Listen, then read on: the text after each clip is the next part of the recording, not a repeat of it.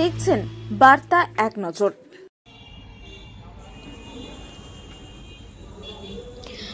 মানিকচক ভোগান্তির শিকার সাধারণ মানুষ থেকে শুরু করে স্থানীয় ব্যবসায়ীদের।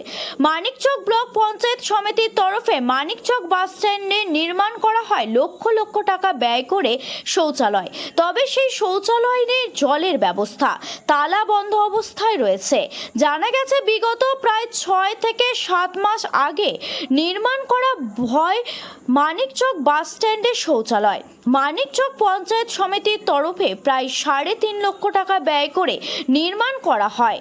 তবে নির্মাণের পর থেকে নেই জলের ব্যবস্থা, তালাবন্ধ অবস্থায় রয়েছে, এমনটাই অভিযোগ করেছেন স্থানীয় লোকজন।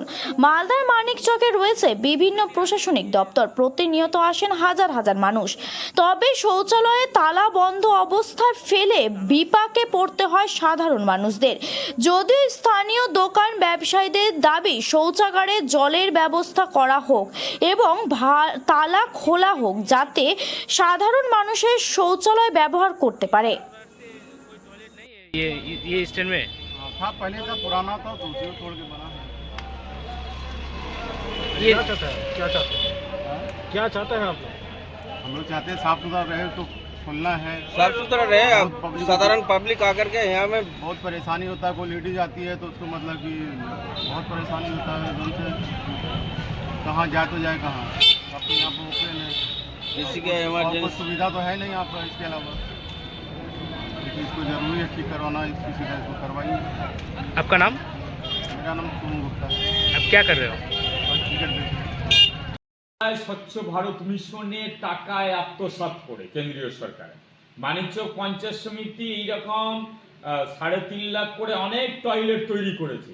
বেশিরভাগ টয়লেট বন্ধ আছে, কাজ হওয়ার পরে তালা চাবি লাগানো হয়ে যায়। মানিকচক স্ট্যান্ডে এত জনবহুল জায়গায়, 2 জায়গায় বাস থামে, আসা যাতায়াত করে, প্রচুর লোকের সমাগম হয়, অথচ সেখানকার টয়লেট মানিকচক পঞ্চায়েত সমিতি 3.5 লক্ষ টাকা দিয়ে তৈরি করেছে, তালা বন্ধ। আপনারা দেখতে পেয়েছেন দীর্ঘদিন থেকে তালা বন্ধ আছে। এখানে নতুন টয়লেট তৈরি হয়ে আছে, কোনো উদ্বোধনও হয়নি এইখানে যে হবে।